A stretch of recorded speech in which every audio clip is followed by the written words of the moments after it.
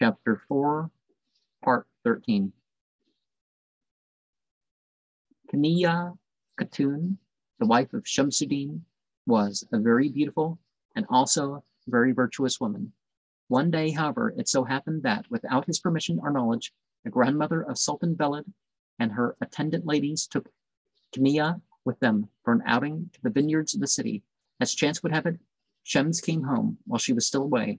He asked for her and was informed where she had gone, and with whom he was exceedingly annoyed at her absence.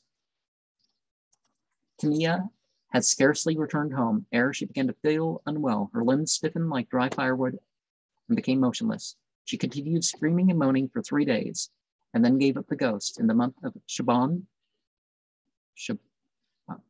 is the 8th month of Hijr 644, so December 1246 of the Common Era.